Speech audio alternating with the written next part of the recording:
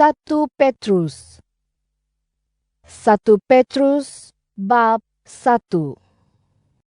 Daripada Petrus, Rasul Yesus Kristus, kepada umat pilihan Allah yang tinggal merata-rata di Pontus, Galatia, Kapadokia, Asia, dan Bitinia.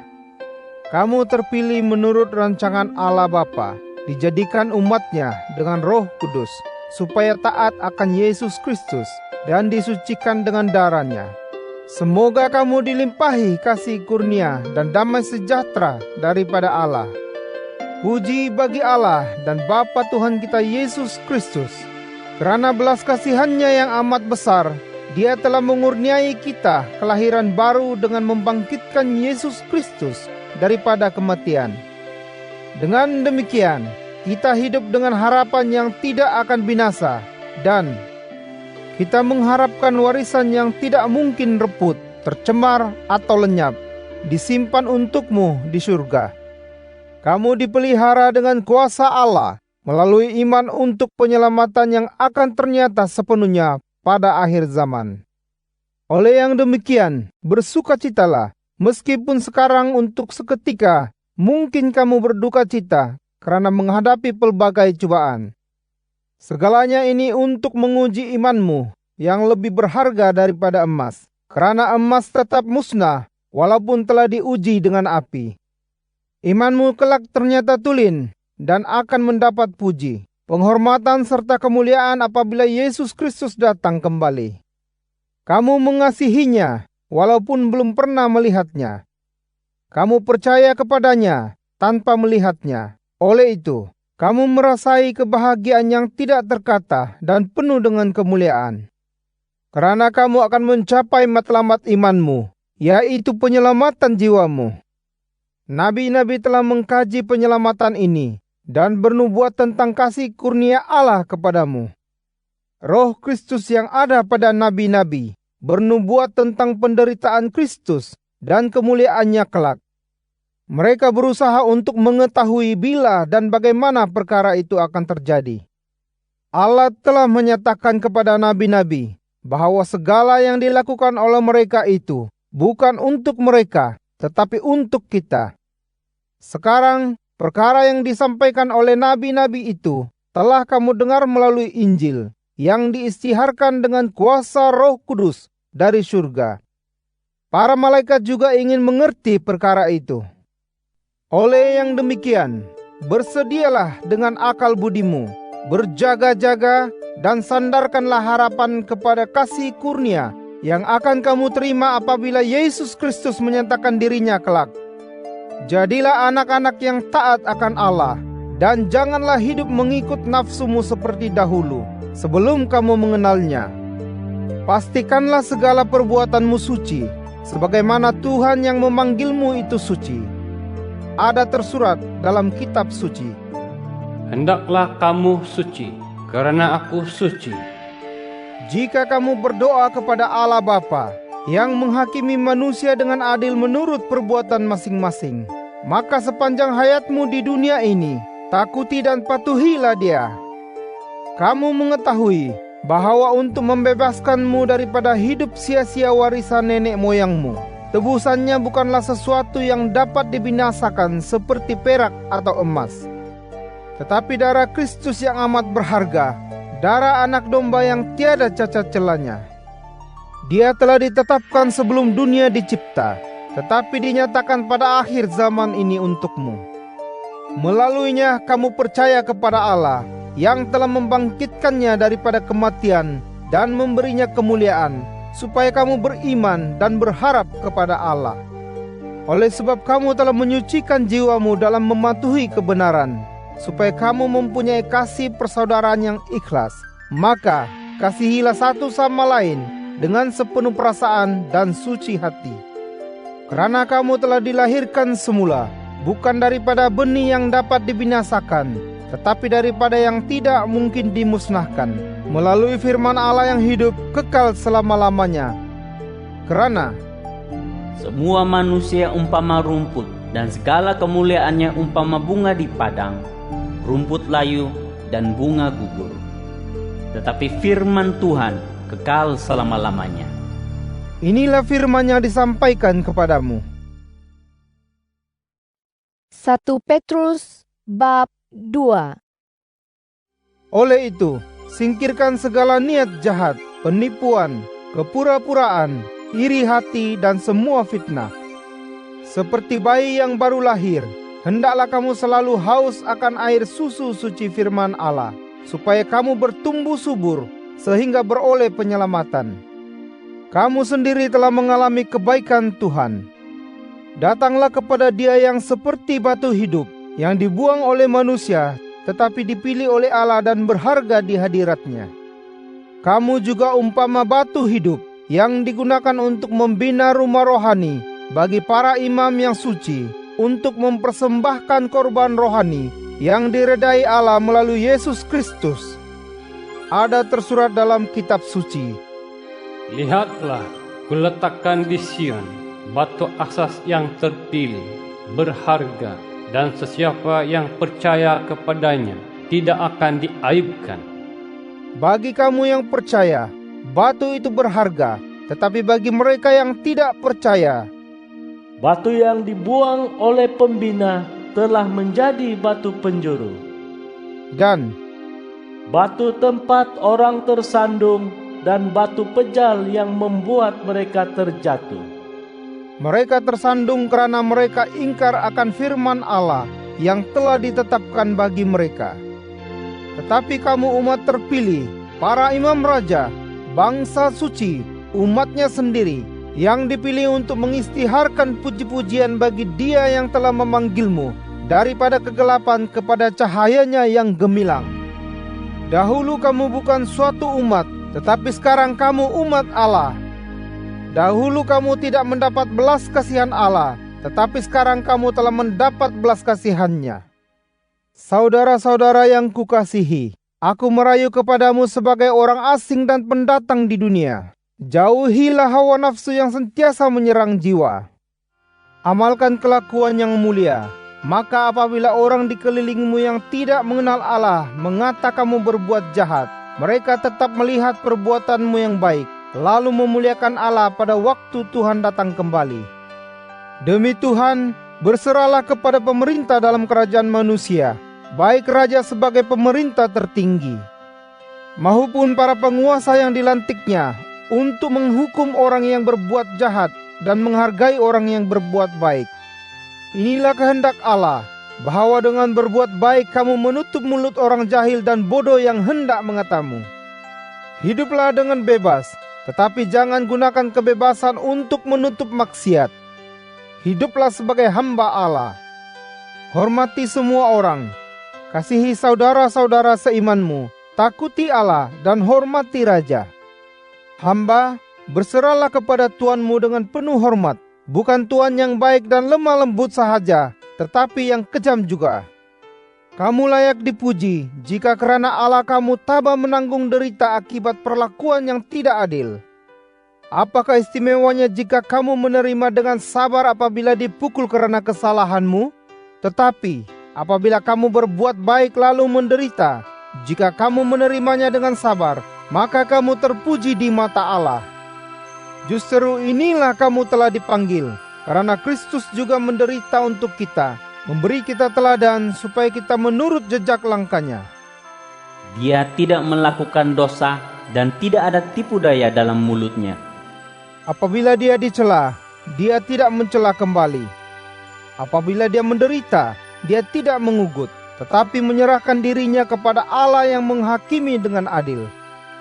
Dia menanggung dosa kita dalam tubuhnya sendiri di kayu salib, supaya kita mati terhadap dosa dan hidup untuk perbenaran. Luka-lukanya telah menyembuhkan kamu. Dahulu kamu seperti domba yang sesat, tetapi sekarang kamu telah kembali kepada gembala dan pemelihara jiwamu. 1 Petrus bab 3. Demikian juga kamu istri, berserahlah kepada suamimu.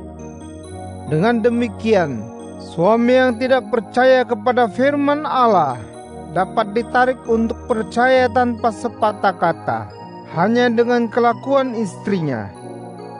ketika mereka melihat betapa murni dan salihnya hidupmu.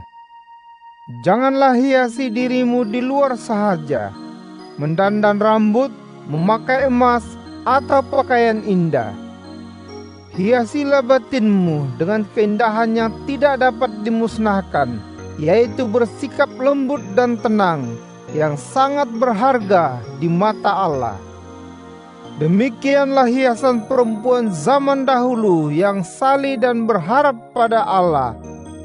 Mereka berserah kepada suami, seperti Sarah yang taat kepada Abraham dan memanggilnya Tuan. Kamu ialah anak-anak perempuan Sarah jika kamu berbuat baik dan tidak takut apa-apa. Suami, kamu juga hendaklah hidup bersama istrimu dengan sikap mengerti. Berilah penghormatan kepada istri sebagai kaum yang lebih lemah dan sebagai rakan pewarismu yang sama-sama menerima kasih kurnia hidup. Dengan demikian, doamu kepada Allah tidak akan terhalang. Sebagai kesimpulan, bersatu hatilah kamu semua dan amalkan belas ihsan antara satu sama lain. Jalinkanlah kasih persaudaraan antaramu dengan hati yang lembut dan adab sopan yang baik. Jangan balas kejahatan dengan kejahatan atau celaan dengan celaan. Sebaliknya balaslah dengan memohon Allah memberkati mereka. Kamu mengetahui bahwa Allah telah memanggilmu supaya kamu mendapat berkat kelak. Kerana sesiapa yang mencintai hidup dan mengalami masa yang baik, hendaklah menjaga lidahnya daripada kejahatan dan bibirnya daripada kata-kata yang palsu. Hendaklah dia tinggalkan kejahatan dan lakukan kebaikan. Hendaklah dia cari dan buru kedamaian. Kerana mata Tuhan tertuju kepada orang yang benar dan telinganya mendengar doa mereka, tetapi wajah Tuhan menentang mereka yang berbuat jahat. siapakah yang akan menyakitimu jika kamu berbuat kebaikan dengan penuh semangat? Namun demikian, kalaupun kamu menderita karena melakukan yang benar, kamu akan diberkati. Jangan takut akan ugutan mereka dan janganlah bimbang. Hormatilah Kristus sebagai Tuhan dalam hatimu dan sentiasa bersedia memberikan jawaban yang meyakinkan apabila seseorang bertanyakan asas harapan dalam hatimu. Jawab dengan lembut dan hormat, serta dengan suara hati yang murni. Dengan demikian, mereka yang mencela kelakuan baikmu dalam Kristus akan berasa malu. Jika dikehendaki Allah kamu menderita karena melakukan kebaikan, itu lebih baik daripada menderita karena melakukan kejahatan. Kristus juga telah mati sekali untuk selama-lamanya karena dosa kita. Dia yang benar telah menderita untuk orang yang tidak benar, supaya dia dapat membawa kita kepada Allah. Dia telah dibunuh secara jasmani, tetapi dihidupkan semula sebagai roh. Dalam keadaan demikian, dia pergi menyampaikan perkabaran kepada roh-roh yang dipenjarakan. Roh-roh itu tidak taat akan Allah yang menantikan mereka dengan sabar sepanjang masa Nuh membina bahteranya. Hanya 8 orang menaiki bahtera itu dan diselamatkan melalui air. Air bah itu melambangkan baptisan yang sekarang menyelamatkan kita. Baptisan bukan pembersihan kotoran badan, tetapi sambutan hati nurani yang bersih terhadap Allah melalui pembangkitan Yesus Kristus daripada kematian. Dia telah pergi ke surga dan sekarang berada di kanan Allah. Para malaikat, penguasa dan pemerintah telah diletakkan di bawahnya. 1 Petrus bab 4. Oleh sebab Kristus telah menderita secara jasmani untuk kita, teguhkanlah dirimu untuk menghadapi penderitaan demikian. Dia yang telah menderita secara jasmani itu telah mengatasi dosa. Dia tidak meneruskan hidupnya secara jasmani untuk memuaskan nafsu insani, tetapi untuk melakukan kehendak Allah.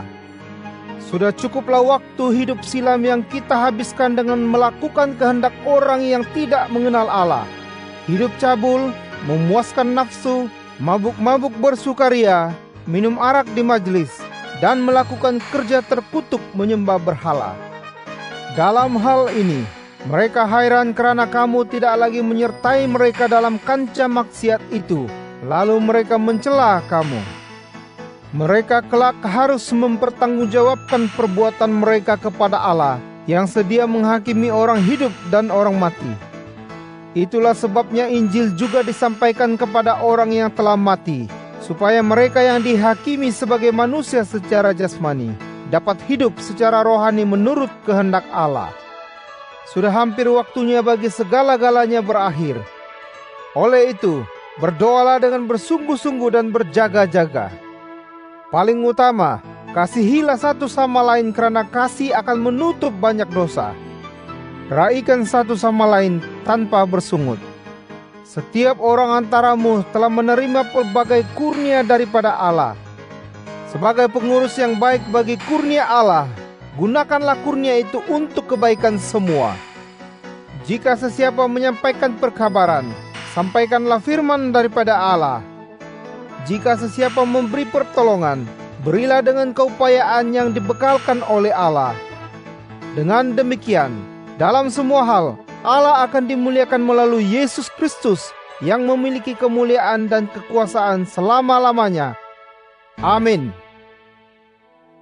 Saudara-saudara yang kukasihi, janganlah hairan bahwa kamu diuji dengan penderitaan yang berat.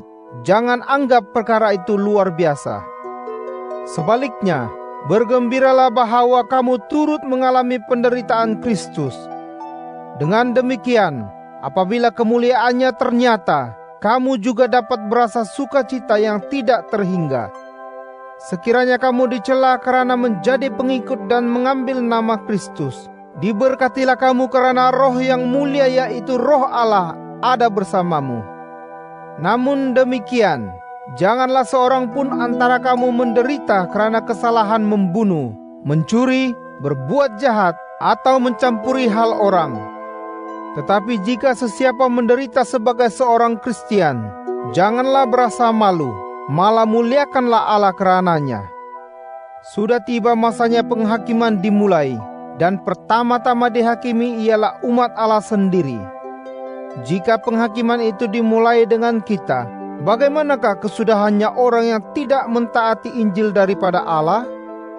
Dan jika orang benar pun sukar diselamatkan, apa jadinya orang yang ingkar dan yang berdosa?